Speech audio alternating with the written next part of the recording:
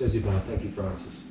So here we are in lovely Burman barbershop in downtown Yangon, about to get a shave, hair wash and a haircut, and reviewing the latest album by Perfume Genius, Set My Heart on Fire Immediately. This is Mike Aderis's 5th album as Perfume Genius, and it's also his longest album to date. That may sound like a trivial detail, but actually I don't think it is. Each LP is getting longer, but it's also getting more elaborate, more ambitious, and more envelope pushing with each release. 2010's Learning and 2012's Put Your Back Into It were more lo-fi, stripped back affairs. I felt that with 2014's Too Bright, he really started to flower, and with 2017's No Shape, came into full bloom. Ooh, I've got a Hitler. With this latest LP, he's been fully landscaped into a 6-acre garden with rose bushes, silver birches, a bouncy castle, a man-made lake with its own jet skis, and an aggressive pack of pit bulls that patrol the grounds, waiting to viciously attack any intruders, biting them by the testicles, or vagina, as the case may be. Let's go through some of the tracks. Let's start with the opener, Whole Life. This is such a beautiful song. I love those opening lyrics about how half his life is gone and that it was just a dream. I think what Mike's trying to say here is that we don't need to be tethered to our past. We can live for the present and the future, and we don't need to be who we were in our past.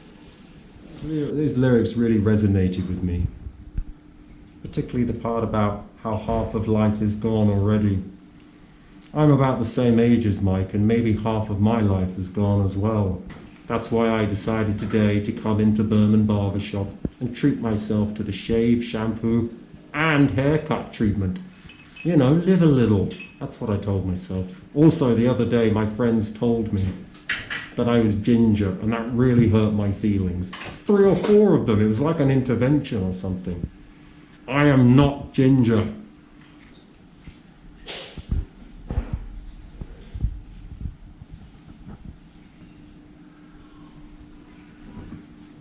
Then there's the track Describe.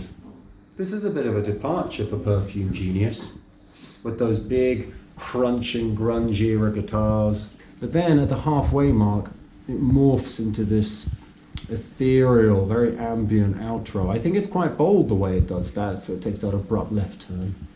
The way it changes from something kind of gnarled and grizzled and fuzzy into something more soft and delicate and beautiful.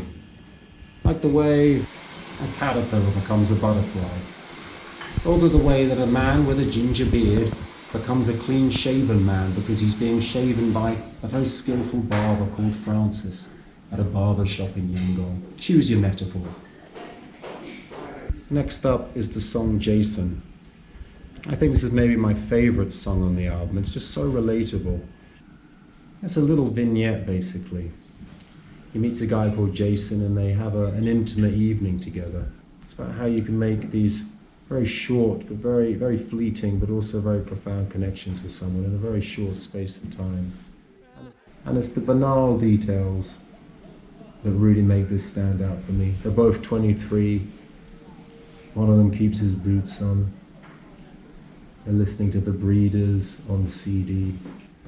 I think it takes a special kind of genius, a perfume genius, to take what, to me at least, essentially sounds like a one-night stand, albeit, you know, a very, very intimate one, and spin it into this very, very relatable, life-affirming kind of poetry.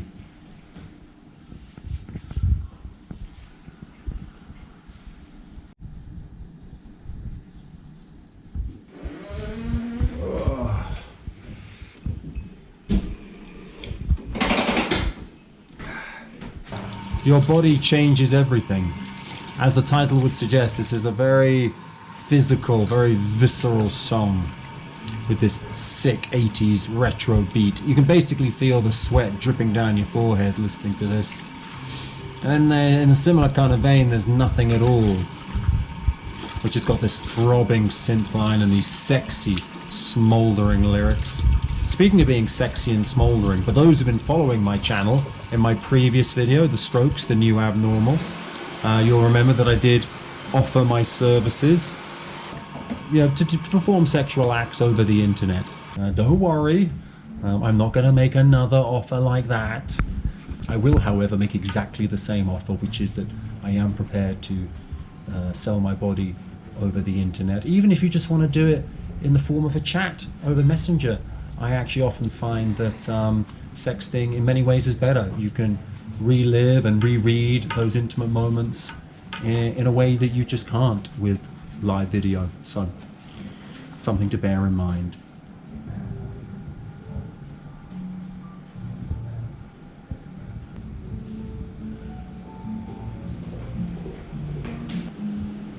Some Dream opens with this very gentle guitar and piano, then gradually moves into this rowdier barroom sound, and then it sort of winds down with these nice cinematic strings, getting a very, very faint Radiohead vibe on this one. The final track, Borrowed Light, starts out with this lovely ambient jazzy quality, like Brian Eno meeting Sun Ra in an airport lounge. Brian Eno turns to Sun Ra and asks, "Have you got the password for the Wi-Fi?" And Sun Ra says, "There's no password, you just enter your email address and they send you an email and you click confirm." And Brian Eno says, "Oh, all right, okay, thanks." And Sun Ra starts laughing. Brian Eno says, "What's so funny?" And Sun Ra says, "Nothing, I just think it's funny that a man who's considered a pioneer of electronic music can't even figure out how to log into an airport Wi-Fi." And Brian Eno says, "Well, the joke's on you, Sun Ra." And Sun Ra says, "Why?" And Brian Eno says, "Because you're dead, Sun Ra." You died in 1993. You're fucking dead.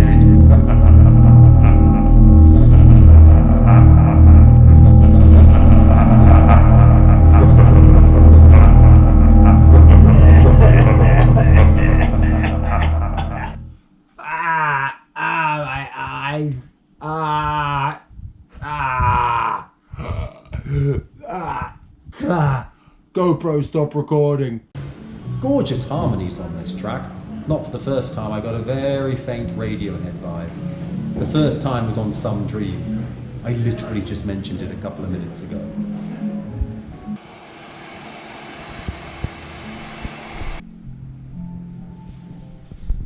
This is 3 Perfume Genius albums I've loved in a row now. And I knew I loved this album within the first 10 seconds of listening to it.